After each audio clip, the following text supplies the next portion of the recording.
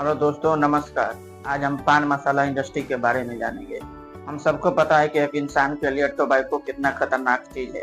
उसके बावजूद भी इंडिया के 30% पॉपुलेशन यानी कि 194 मिलियन लोग टोबैको का यूज कर रहे हैं, जिसके कारण हर साल 1.35 मिलियन लोग, हर दिन 3,699 लोग और हर घंटा 154 लोगों की मृत्यु हो रही है। स्मोकलेस टोबैको इंडिया के अंदर बैन है, लेकिन उसके बावजूद 21.4% इंडियन एडल्ट स्मोकलेस टोबैको का यूज कर रही है, जिसके कारण 2.5 लाख लोगों की जान चली गई है। आप कहेंगे कि जो चीज इंडिया के अंदर बैन है वो लोगों तक पहुंच कैसे जाती है और लोगों की लाखों में जान कैसे चली जाती है। तो देखिए, इसे लोगों तक पहुंचाने के लिए आपके favourite actor, politician, sports person, ये सब इन्वॉल्व हैं। ऐसा नहीं है कि कोई इंसान पान मसाला, गुटखा, सिगरेट, अल्कोहल ये सब अपने माँ के पेट से सीख कर आता है। ये सब आसपास के माहौल और उनके favourite actor, politician, sports person, इन सब के थ्रू पता चलता है, जिसके कारण उन्हें ये सब का लत लगता है। अगर एक बच्चे को इन सब के बारे में पता ही ना चले कि ये सारी चीज भी एग्जिस्ट करती है, तो ना ही उसे लत लगेगा और ना ही उसको पता भी चलेगा। देखिए, जो सेलिब्रिटी हैं वो पहले सिगरेट, पान मसाला, अल्कोहल का टीवी पर एडवर्टाइजमेंट के लिए खुलेआम यूज कर लेते थे, लेकिन ईयर 1986 और 1919 में WHO ने एक रेजुलेशन पास किया, जिसमें सारे कंट्री को इसके खिलाफ एक्शन लेना था, जिसमें इंडिया ने भी भाग लिया। इंडिया ने cable television network resolution act को लेकर आया 1995 में, जिसमें इंडियन टेलीविजन नेटवर्क पहले खुलेआम धड़ल्ले से अल्कोहल, पान मसाला और सिगरेट का ऐड कर लेता था, वो सब बैन हो गया। लेकिन उसके बाद भी छोटे मोटे तरीके से कुछ ऐड वगैरह चल रहे थे। 1.3 मिलियन लोग ऐसे थे जो सिगरेट पीने वाले के साथ थे। 24 मिलियन लोग डिसेबल हो गए थे। ये लोग सिगरेट पी नहीं रहे थे, केवल उनके साथ होने के कारण इनकी जान जा रही थी। ये संख्या बहुत बड़ा था। तब गवर्नमेंट को समझ में आ गया कि इसके खिलाफ और सारे स्टेप एंड एक्शन लेना पड़ेगा। इसके बाद 2003 में cigarette and other tobacco product act के नाम से, जिसका नाम पुख्ता था, आया, जिसको आने के बाद रूल में मेजर चेंज आया, जैसे कि पब्लिक प्लेस पर सिगरेट न पीना, एजुकेशनल इंस्टीट्यूट के 100 यार्ड के आसपास सिगरेट न बिकना, 18 साल के कम उम्र के लोगों को सिगरेट न मिलना।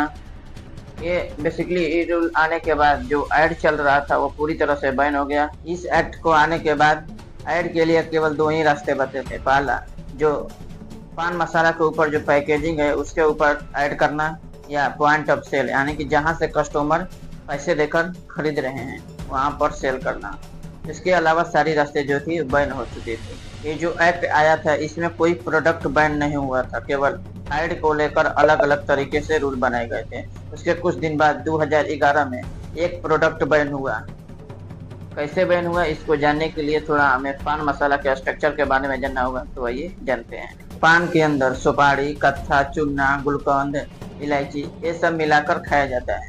धीरे धीरे जब टेक्नोलॉजी आया तो इसको डिहाइड्रेट कर यानी कि सुखाकर पैकेट में भरकर बेचा जाने लगा, जिसका नाम पान मसाला रखा गया।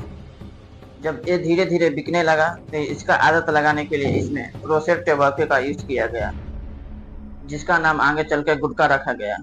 ये जो गुटखा था इसको लंबे समय तक टिकने के लिए इसमें अलग अलग प्रकार के केमिकल मिलाया गया, और इसको आदत लगाने के लिए इसमें मैग्नीशियम भी मिलाया गया। 40 से ज्यादा ऐसे प्रकार के केमिकल मिलाया गया जो कैंसर के लिए जिम्मेदार था।